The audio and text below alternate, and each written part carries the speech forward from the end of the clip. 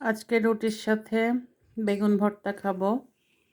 একটা বেগুনে দেখুন, মানে বেগুনের চেয়ে মরিচ বেশি নিচ্ছি, তারপরে পেঁয়াজ, ধনার পাতা, ইচ্ছা মতো ঝাল করে ভর্তা করে খাবো।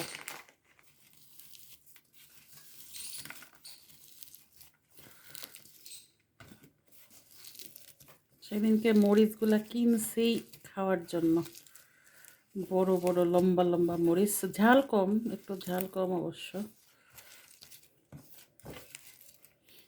কিন্তু দেখতে অনেক সুন্দর, সেজন্য নিলাম।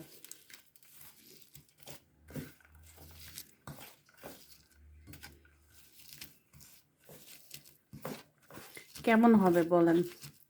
ধনার পাতা দিয়ে ভর্তা, বেগুনটা তেল দিয়ে দেব, একটু বেশি করেই তেল দিলাম। ভর্তায় আমাদের তেল ছাড়া হয় না, মানে তেল আমরা বেশি খাই। আমার চাচা ফুপুরা সবাই ভর্তাতে সরিষার তেলটা বেশি খাওয়া হয়, কিন্তু আমার মা বেশি তেল খেতে পারে না ভর্তাতে। ওহ, যা সুঘ্রাণ বের হচ্ছে তার কি বলবো। ভর্তার চেহারাটা দেখেই মনে হচ্ছে সেই টেস্ট হবে।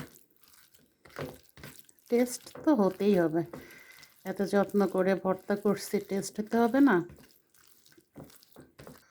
এটা আসলে বেগুন ভর্তা হয় নাই, এটা মরিচ ভর্তা হয়েছে। বাইরে মানে চোর আসছে, আমি একটু টেস্ট করি আগে, সেজন্য কুকুর ডাকাডাকি করছে। এই যে, ওরে বাবা,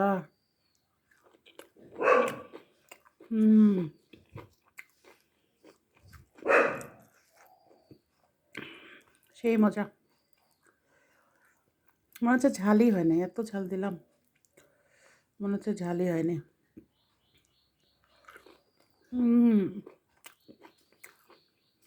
এত টেস্ট, মাশাআল্লাহ।